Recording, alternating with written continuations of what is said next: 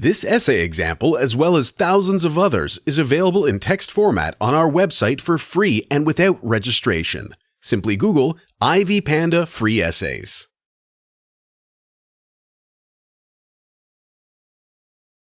The fundamental aspect of a formalist critic is to visualize a literary work from the perspective of language, structure, and tone.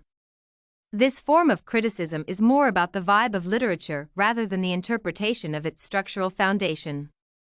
This is a new tool in the hands of a writer, and the writer can benefit from it immensely as it provides the opportunity to explore a whole new world of literary understanding of insight, sensitivity, perception, and perspective. If we analyze the approach of a formalist critic, we would see that this form of criticism is more dependent on images presented in the text rather than the basics of the literature. Its approach appears to be more suited for criticism of poetry rather than novel or academic writings.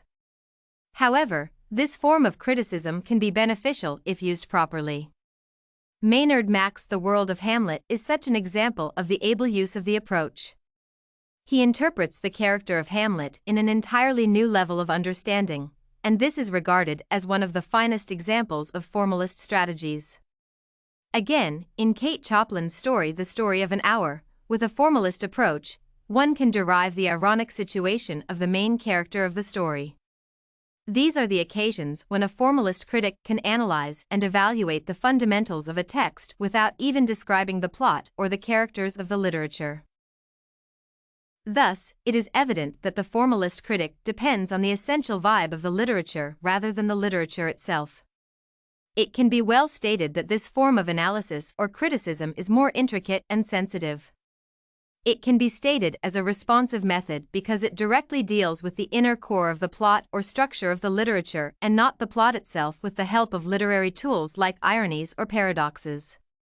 It is also more susceptible in a sense because while dealing with elements like metaphors and symbols, it evokes the intention of the author in a more perceptive manner.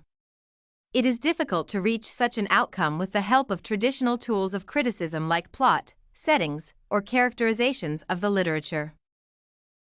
Thus, it is evident that the analysis of tone is more sensitive than the analysis of a plot, or criticizing with the help of structure is more insightful than the use of characterizations.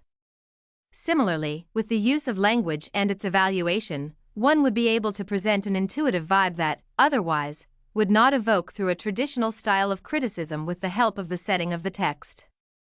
As a result, Shakespeare's depiction of Hamlet as the principal avenger of the play, along with his dealing with the senses of loss and frailty, reaches a new level with the formalist discussion. Similarly, the symbolic equivocations in the story, along with the thematic depiction of renewal and rebirth, set the character of Mrs. Mallard alive in a different aspect. However, it is not the objective to prove traditional criticism as an obsolete or unhelpful tool. Instead, it can be stated that the use of formalist criticism has provided a new perspective of literal analysis that was not present earlier. In conclusion, it can be stated that formalist criticism and strategies are a particular part of the literature review, and they enrich the literature by deploying new avenues of discussion. If you want to find more works like this essay on formalist strategies in literary criticism, head over to ivypanda.com. It has a collection of free samples with thousands of submissions covering virtually all academic subjects.